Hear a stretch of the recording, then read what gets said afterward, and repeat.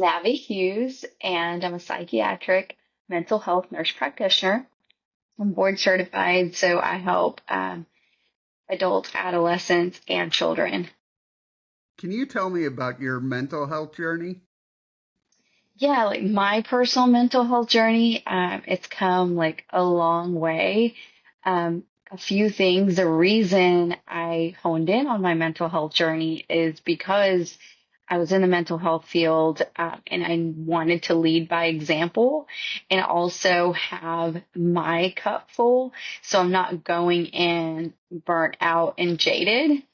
And also, guess because of my third child, he struggles with autism and ADHD, and it just kind of hit us right away. So I knew I needed to get help. And after begging so many doctors, we finally got him in therapy, and it was more of like a family intervention.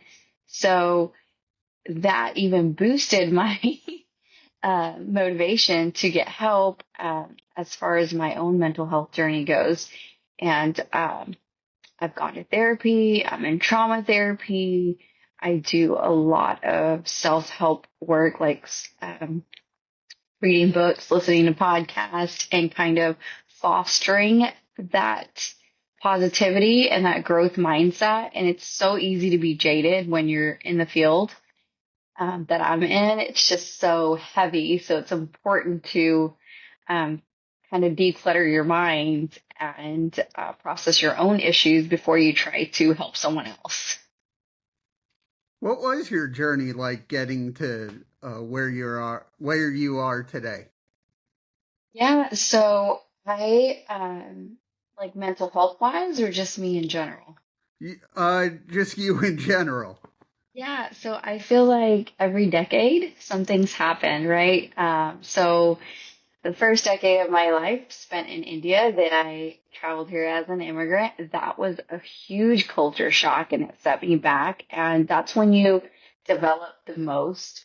Like, um, when I say develop, I mean like development. So I think that caused a lot of delays for me, just learning a new language, learning where I fit in. And it was a huge culture shock. So that was the first decade of my life. Um, the second decade of my life was very interesting. I dealt with a lot of, I guess, trauma, abuse, and neglect. In the second decade, I started running away as a teenager, and I was a rebellious child, the middle child, right? The unheard, the unseen, the classic syndrome. And because of that, and all those things combined together, um, and my parents also threatened me with this arranged marriage. So this concept like really like took a toll on me. So I started running away, and that resulted in a teenage pregnancy. And it was a huge setback. I lost my family just to keep my child and keep going forward. So that was a huge loss. And it created this barrier between us, definitely did. And then the next decade, um, I had to overcome my late husband's death and having to raise those children and having to tell them that, their father's not coming back. And that was one of the hardest things I could ever do as a parent.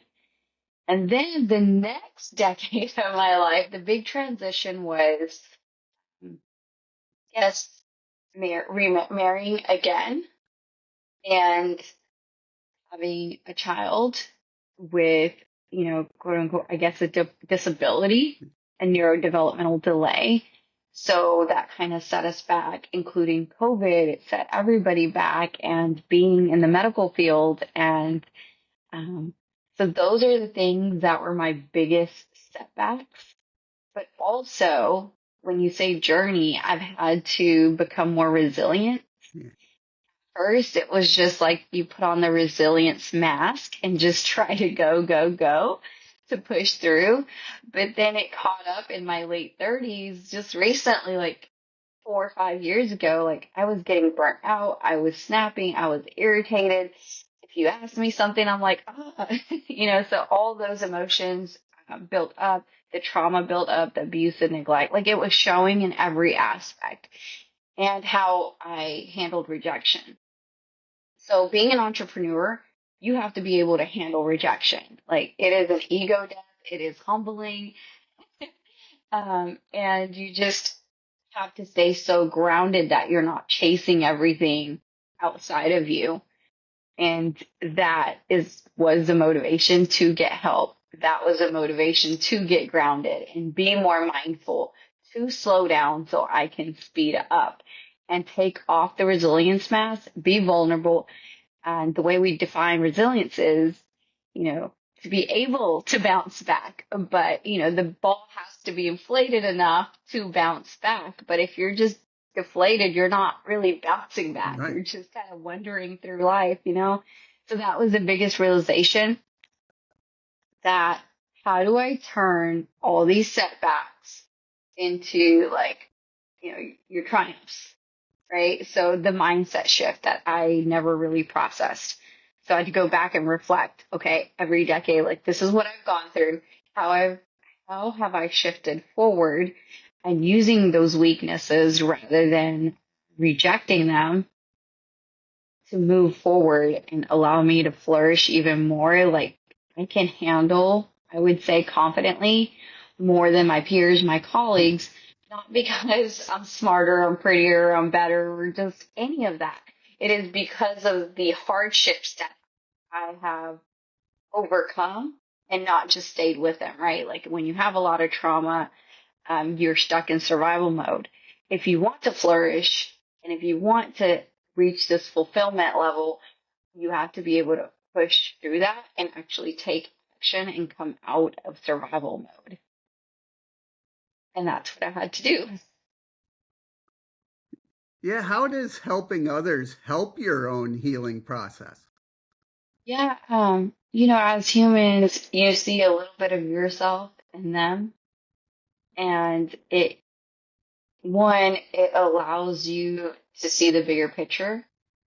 Two, it's knowing that you're not alone. Like I've always felt alone because I've told you I've gone through all these things and like none of my friends experienced that, have experienced these things.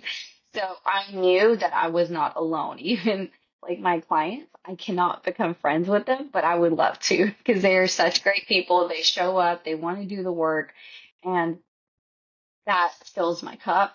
They're all the way from going from, I guess, I help them go from a state of despair to hope to empowerment and seeing that in a linear fashion with some setbacks, but seeing that is everything. And another reason why I love what I do and how it helps me is because it comes from a place of, I wish I had this when I was growing up. Right? I wish I had all these tools. And I wish I hadn't been so neglected. I wish I'd been like heard and seen. And maybe I wouldn't be fighting for that attention. Maybe I wouldn't struggle with rejection so much, right? So because the rejection hurts, and as I said, in the entrepreneurship, Yeah. you get rejected every day, and it feels like your chest is heavy, and it feels like, anyone tells you no, it feels like you're having a heart attack, but you have to remember that the no is not gonna kill you. Like you're not having a heart attack. So it's all those things that I've learned through my patients, they've learned through me, and exchanging of stories that help us both, like mutually. I know for me, I'm always trying to get more interviews and stuff like that. And every like two interviews I get, there's like 50 rejections. So Yeah. how does failure play a good part in entrepreneur success? Yeah. So I don't ever see failures as failures unless you don't learn from them. Right. If you're just failing to fail and there's no purpose for it, or you don't get the lesson out of it, then you're just failing. But if you have, made a mistake, you learn, like you grow. And I have made many mistakes, like financially, emotionally, just, uh, it, it's been a learning journey. But if I don't make those mistakes, then I'm never going to learn and I'm never going to succeed. So part of it was having the courage to fail, like failing forward and getting Yes. up, knowing that I'm going to fail. I'm going to get 10 no's today, but I might get one yes this week, like with you. Yeah. So I look forward to the yeses, but I keep in mind that the no's are the only way to get to the yeses. Like when you look at everyone's success stories, my husband and I were talking about this. He was bringing up Dave Chappelle, and I'm bringing up like Oprah and Mel Robbins, all these success stories. The one thing that they have in common was their ability to accept all the no's. Yeah. So I'm like, okay, how many no's is it going to take to get to the right yes? So it's a game every day. I gamify it in my head. I'm neurodivergent. I'm like, okay, how many no's are we going to get today to get to one yes? And it feels less heavy that way. And then the other failures is just learning and getting help, because there's so much help out there that we don't even know. Like if I don't know how to fix a funnel, I can ask. If I don't know messaging, I can ask. If I don't know how to podcast or set one up, I can ask. Yeah. Right? So there's so much help out there. Um, yes, you can get lost in it, but you have to remember you are going to fail. And that's one of the biggest paradoxes to success is you have to learn how to fail. What are some of your methods? A method, I get it, I love like a method or an algorithmic approach to helping people. But when someone comes into my office, it's a big ball of chaos, right? But I lean into my medical skills. It's more like assessment, right? Like, where are they at? Where can I meet them at? What are their needs? And the method usually is a hybrid approach, but it's really tailored to what the client needs. For example, some of my clients have deep, deep trauma that they just cannot move forward, that they're stuck in. It's like being stuck in a prison. So I have to slowly pull you out of that, slowly, because if we try to pull you out too fast, you're going to want to run away because you're so comfortable in there that calm, you mistake the calmness for chaos. And so I have to slowly help you rewire your brain, maybe through medication, maybe through hybrid therapy / coaching, and get you moving forward so you can leave your toxic environment behind, whether it's internal or external, to help you move forward to move to that empowered state. So someone might come in, they might just need medication and then maybe some coaching. Someone might come in, they might need deep therapy before they even approach meds. Someone might come in and say, I already have a therapist, but they told me that we need to take the edge off so they can actually do the work. So that person might just need that type of support. So it's really, my support is based off every client's need. And I do have an unfair advantage because I do get to prescribe medications. I do get to do the therapy and I learn the coaching. So part of it's been educating myself to help my client wherever and meet them wherever they are. When I was doing my research on you, I saw something that fascinated me was emotional intelligence coach. What is that? Yeah. I get that question a lot. Like, what do you mean? Like, what are we going to do? Am I just going to become emotionally intelligent the next day? So, uh, emotional intelligence is like the soft skills of life, right? You have IQ, but EQ is so undervalued. Like if you pull up studies, our EQ has actually dropped. And you can see, um, so when I define emotional intelligence, there's so many different components. But a big one is also social skills and situational awareness. And, because of COVID, we didn't have that. So it declined. And I went on this journey to help my clients. So I was Googling up, I was doing Google research on what my clients needed the most when I started my practice. And they weren't looking up disorders. They were looking up emotions. I'm like, okay, how do we pair the two? Like, nobody's looking up mental health illnesses. So I can't have that in my SEO, right? It's more about the feelings, the emotions. Like, how do I merge those two? And we all speak a universal language around emotions. So that's why I created like this concept of emotional health and mental health and bridging the gap, right? Bridging the gap between two. And um, how can I bridge that gap? I guess in a way that makes sense to the world. Like, how can I do more preventative care with the emotional health to prevent the mental health disorders? Or prevent the spiraling up, right? So like if you have bipolar disorder, you could still use these emotional health or these emotional intelligence skills to further prevent spiraling of like manic episodes or being super stressed or emotional regulation. So that's where emotional intelligence comes in. It is building that universal language around emotional health and also what you can do about it, like the strategies. So that's what my course does. It's full of emotional literacy. It's like an instruction manual. Yes, you have all these tools. You have all these type of therapies. Um, the list goes on with the amount of therapies and skills that we have, but I have yet to see like a language around it. How do we understand all these components and what we need, and how do we trust ourselves to take the next step? So that's what emotional intelligence does.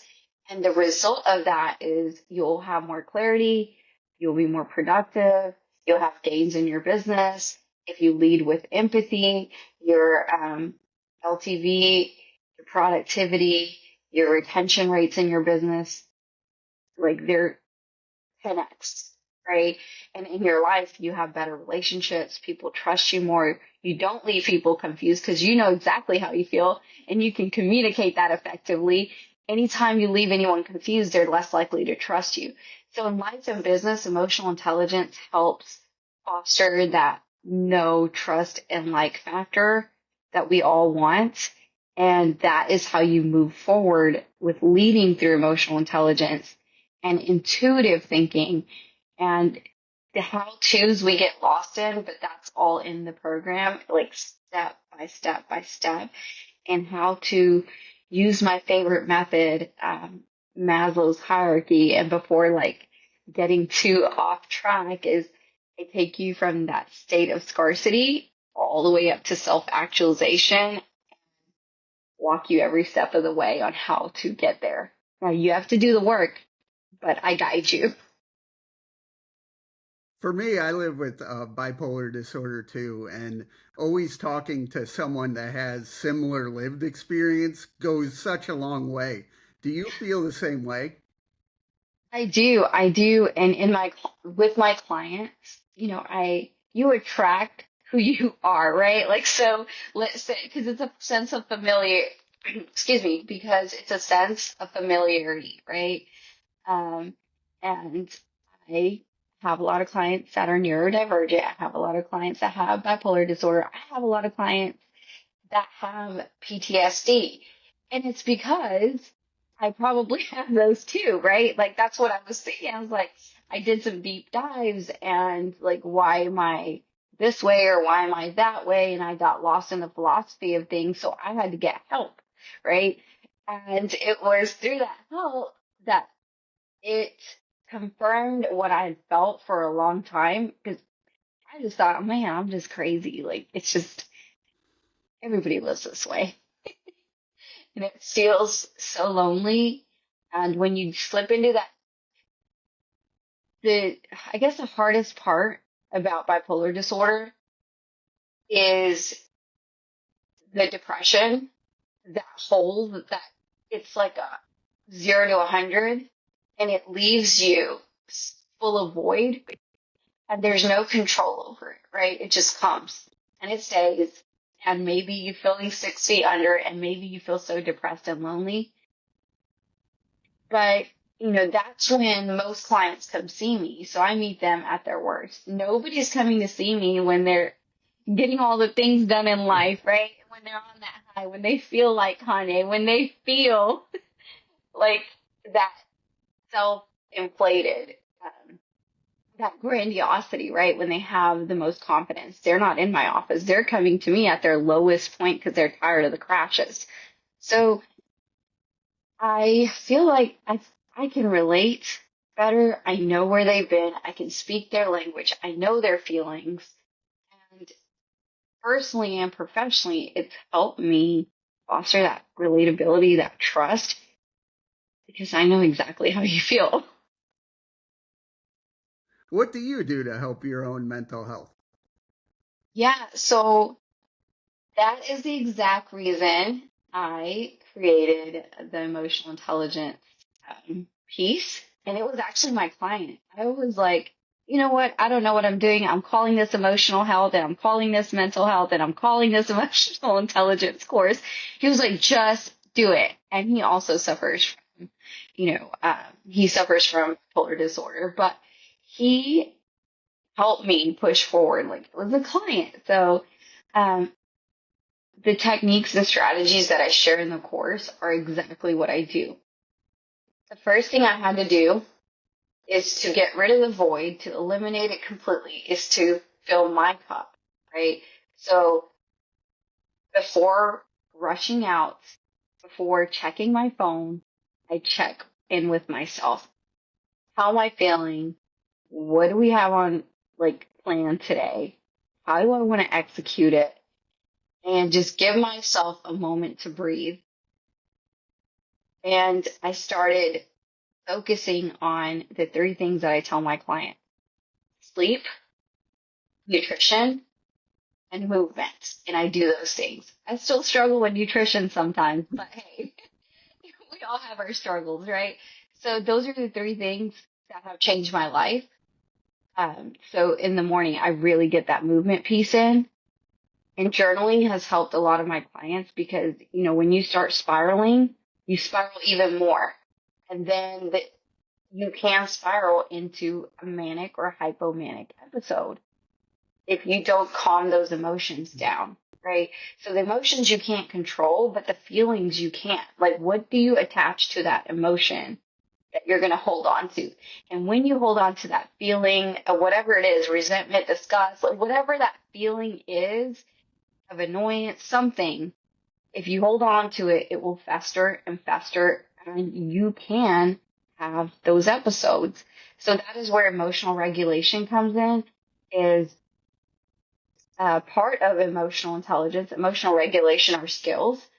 The overall concept is emotional intelligence. So self-awareness is a big key. Like, I know when that switch is about to flip. Like, you can sense it. So I have worked with my clients to give them that, to help them foster that self-awareness, to detect that little minor switch when you know. And when it starts festering and you can't control the switch, at night, I tell you to sedate yourself. Like, let's do a reset. So those are some of the techniques that are all focused around sleep, movement, and nutrition. And just decluttering your mind with journaling. It sounds woo-woo, but you literally get to take what's up here and put it on the paper and leave it to the paper or leave it to the list and forget about it and move on about your day. And you have to intentionally do that. You have to intentionally say, I'm going to write this down and move on to the next task.